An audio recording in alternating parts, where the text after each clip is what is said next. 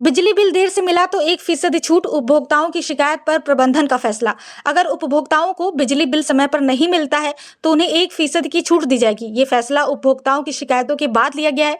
उपभोक्ताओं ने शिकायत की थी कि उन्हें बिल देरी से मिलते हैं, जिसके चलते भुगतान में दिक्कत होती है। इस नई योजना का उद्देश्य उपभोक्ताओं को राहत प्रदान करना है और बिजली विभाग की कार्यप्रणाली में सुधार लाना है। दशहरा खत्म होते ही गैस चैंबर बना यूपी। मुजफ्फरनगर देश का सबसे प्रदूषित शहर, मेरठ की भी आबोहवा खराब। दशहरे के बाद उत्तर प्रदेश में वायु प्रदूषण का स्तर खतरनाक हो गया है। मुजफ्फरनगर देश का सबसे प्रदूषित शहर बन गया है, जबकि मेरठ की भी हवा खराब हो गई है। पटाखों और अन्य प्रदूषकों के कारण वायु गुणवत्ता सूचकांक तेजी से बढ़ रहा है। प्रशासन ने लोगों से सतर्क रहने और स्वास्थ्य संबंधी सावधानियां बरतने की सलाह दी है। सरकार ने प्रदूषण को नियंत्रित करने के लिए विशेष कदम उठाने की घोषणा भी की है। 480 साल के इतिहास में पहली बार वाराणसी के भरत मिलाप में बरसी लाठियां। वाराणसी में आयोजित 480 साल पुराने भरत मिलाप समारोह में पहली बार हिंसा हुई। पुलिस और भीड़ के बीच तनाव बढ़ने के बाद लाठीचार्ज की नौबत आई। धार्मिक आयोजन में इस तरह की घटना से लोगों में नाराजगी है। स्थानीय प्रशासन ने स्थिति को नियंत्रित करने के लिए बल प्रयोग किया, लेकिन इस घटना ने धार्मिक आयोजनों की सुरक्षा पर सवाल खड़े कर दिए हैं। प्रशासन ने जांच शुरू कर दी है और दोषियों पर कार्रवाई का आश्वासन दिया है। लाउड स्पीकर पर क्या बज रहा था? बहराइच हिंसा को लेकर अखिलेश यादव का सरकार पर हमला। बहराइच में हिंसा के बाद समाजवादी पार्टी के नेता अखिलेश यादव ने उत्तर प्रदेश सरकार पर तीखा हमला किया।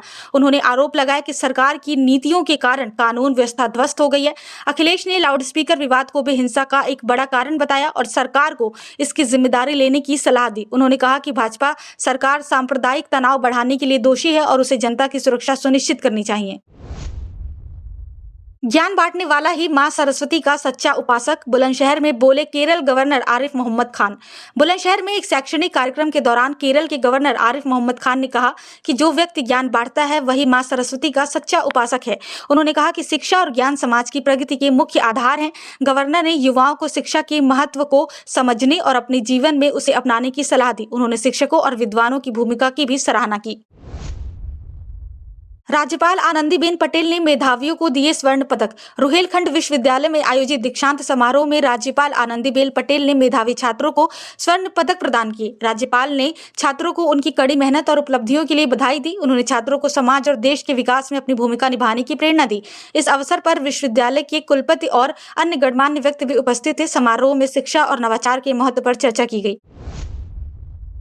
यूपी उपचुनाव में संजय निषाद की मांग ने बढ़ाई बीजेपी की मुश्किलें। उत्तर प्रदेश के उपचुनाव में संजय निषाद की मांगों ने भाजपा के सामने एक नई चुनौती खड़ी कर दी है। संजय निषाद ने अपने समुदाय के लिए आरक्षण और अन्य विशेष सुविधाओं की मांग की है, जो भाजपा के लिए मुश्किलें खड़ी कर सकती हैं। निषाद समुदाय उत्तर प्रदेश की राजनीति में महत्वपूर्ण भूमिका निभाता है और उनकी मांगों को नजरअंदाज करना भाजपा के लिए नुकसानदायक हो सकता है। चुनाव में निषाद पार्टी और भाजपा के बीच गठबंधन की स्थिति स्पष्ट नहीं है।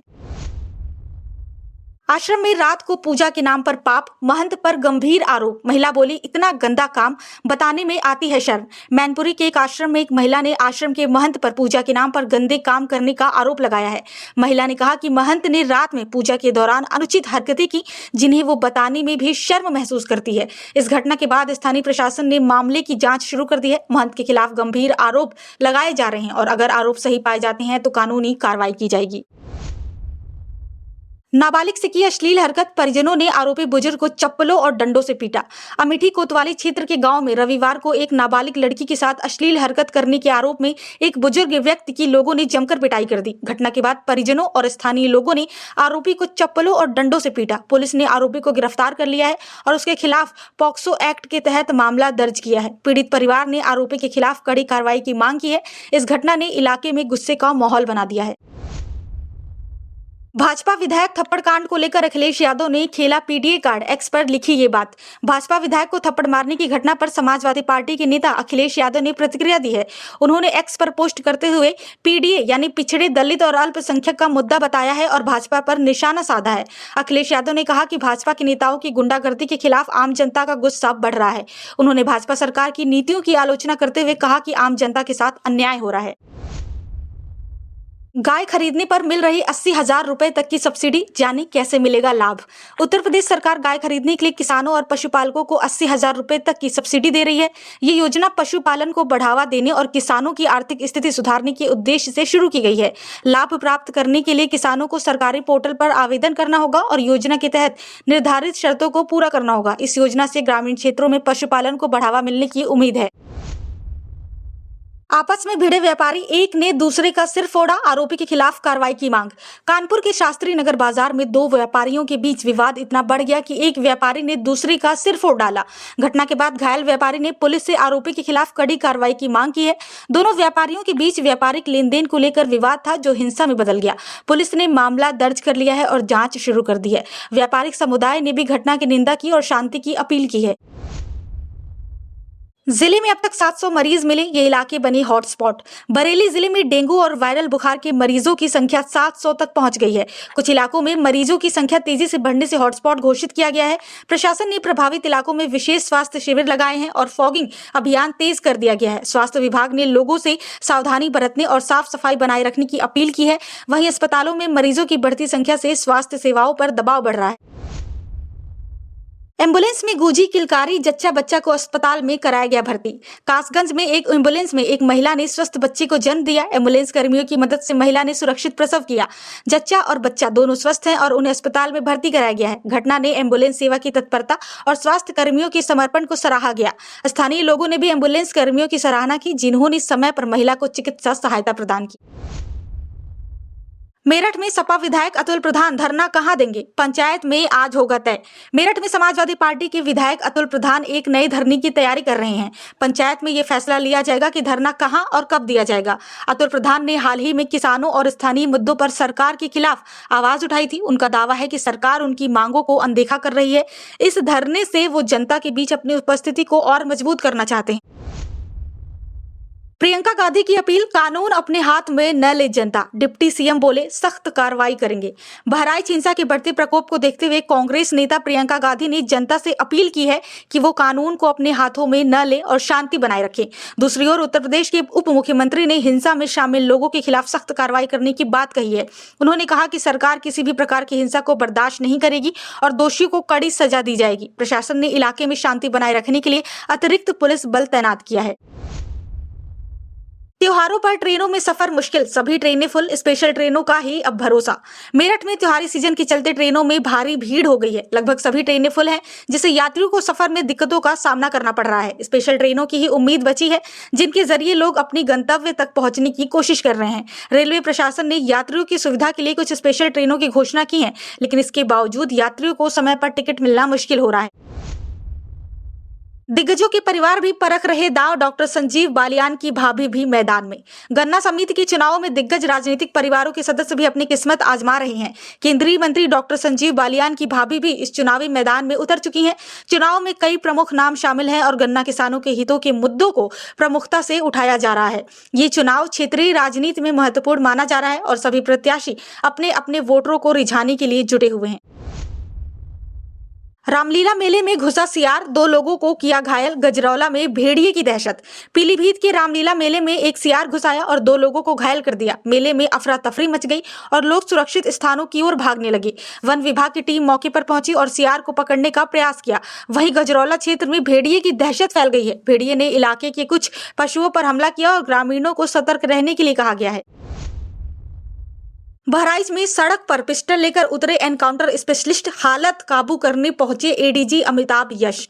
बहराइच में बिगड़ते हालात को काबू करने के लिए एनकाउंटर स्पेशलिस्ट और वरिष्ठ पुलिस अधिकारी सड़कों पर उतर आए। एडीजी अमिताभ यश ने खुद स्थिति का जायजा लिया और पुलिस बल को स्थिति संभालने के निर्देश दिए।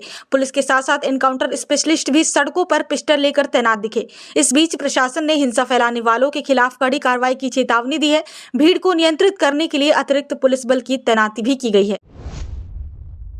ग्रामीण क्षेत्रों में फैल रही हिंसा की आग, भीड़ ने दुकानें तोड़ी, धार्मिक स्थल किया ध्वस्त।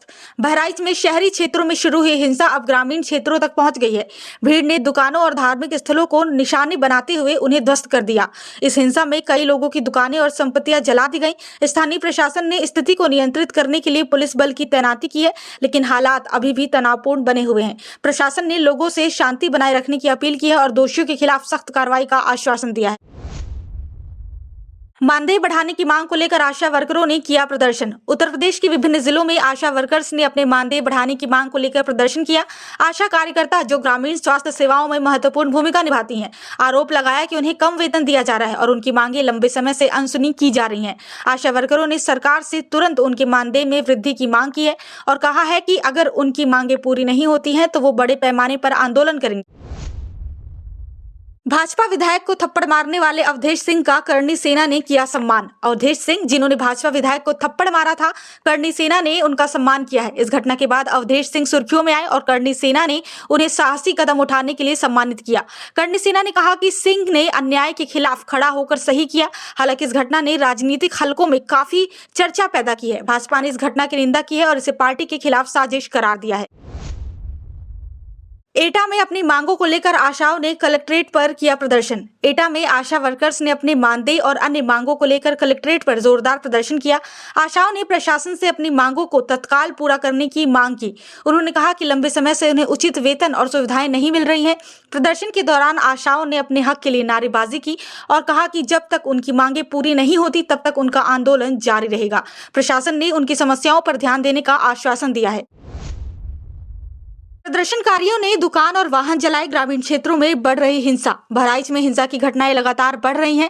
प्रदर्शनकारियों ने दुकानों और वाहनों को आग के हवाले कर दिया। ग्रामीण क्षेत्रों में भी हिंसा तेजी से फैल रही है, जिससे प्रशासन को कड़ी चुनौती का सामना करना पड़ रहा है। स्थानीय प्रशासन ने हालात को काबू करने के लिए पुलिस बल की तैनाती बढ़ा दी है, लेकिन स्थिति अभी भी तनावपूर्ण बनी हुई है। सरकारी संपत्तियों को नुकसान पहुंचाया गया है और लोगों से शांति बनाए रखने की अपील की गई है।